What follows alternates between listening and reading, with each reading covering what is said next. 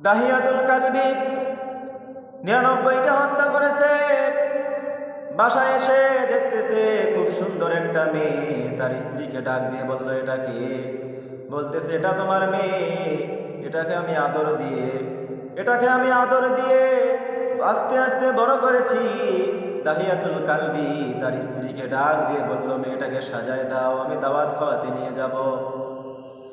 দাহিয়াতুল কালবির স্ত্রী মেয়েটাকে সুন্দর করে গোসল করাই দিল, সুন্দর পোশাক পরাই দিল।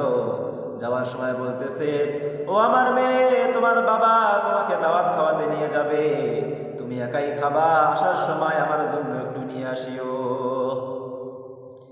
দাহিয়াতুল কালবি মেয়েটাকে নিয়ে যখন রওনা হয়ে গেল, কিছু দূর পথ যাওয়ার পর মেয়েটাকে নামাই দিল কোল থেকে, একটা খাল খনন করা শুরু করে দিল। মেয়েটা বলতেছে, আব্বু, ও আব্বু, তুমি না আমারে দাওয়াত খাওয়াইতে নিয়ে যাবা, চলো না আব্বু দাওয়াত খেতে যাই। দাহিয়াতুল কালবি বলতেছে, দাঁড়াও দাঁড়াও দাঁড়াও। খাল যখন খনন করা হয়ে গেল, মেয়েটাকে ওই খালের মধ্যে ফেলাই দিল। মেয়েটা আবার বলতেছে, আব্বু, আমার এখানে কেন ফেলাই দিলা? ও আব্বু, আমার জীবনটা ভিক্ষা দাও, আমি অন্য কোথাও চলে যাব, আপনার আর কোনোদিন আব্বু বলবো না, আপনার সামনে আর কোনোদিন আসবো না, আপনার নামে কোনো পরিচয় দিব না। দাহিয়াতুল কালবির মনটা ছিল পাথর, তারপরও তার মনটা গলে নাই। দাহিয়াতুল কালবি বড় একটা পাথর তার মাথার উপর যখন আঘাত করেছে, মাথা ফেটে রক্ত বের হয়েছে, আর একটা এত জোরে আব্বু করে চিৎকার দিয়েছে। দাহিয়াতুল কালবি মেয়েটাকে হত্যা করে ফেলল।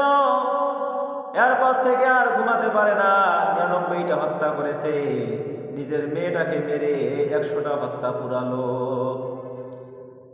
দাহিয়াতুল কালবি যখন পাথরটা ছুঁড়ে মেরেছে তার মেয়ের মাথার উপর, আব্বু করে একটা ডাক দিয়েছে। এই ডাক দাহিয়াতুল কালবিকে ঘুমাতে দেয় না, ঘুমাতে যায়, আব্বু ডাক কানের মধ্যে ভেসে আসে। দাহিয়াতুল কালবি চলে গেলেন নবীর কাছে, ইয়া রাসূলুল্লাহ, ইয়া হাবিবাল্লাহ, আমি 99টা হত্যা করেছি, আমার মেয়েটাকে মেরে 100টা পুড়িয়েছি, আমার কি মাফ হবে? আমারে তওবা করায় দেন। নবী আমার বললেন, দাহিয়াতুল কালবি, তুমি খুব অন্যায় করেছো। ও দাহিয়াতুল কালবি, তুমি খুব অন্যায় করেছো, কিন্তু তুমি তওবা করো, আল্লাহর রহমত থেকে নৈরাশ হয়ো না। কুল ইয়া ইবাদিয়াল্লাযীনা আসরাফু আলা আনফুসিহিম লা তাকনাতু মির রাহমাতিল্লাহ, ইন্নাল্লাহা ইয়াগফিরুয যুনুবা জামিআ, ইন্নাহু হুয়াল গফুরুর রহিম। ও দাহিয়াতুল কালবি, তুমি তওবা করো, আল্লাহর কাছে মাফ চাও, আল্লাহর রহমত থেকে নিরাশ হয়ো না। আল্লাহ হলো গফুর, আল্লাহ হলো রহিম। আল্লাহ রব্বুল আলামিন গফুর রহিম নামের উসিলা করে তোমাকে মাফ দিতে পারে।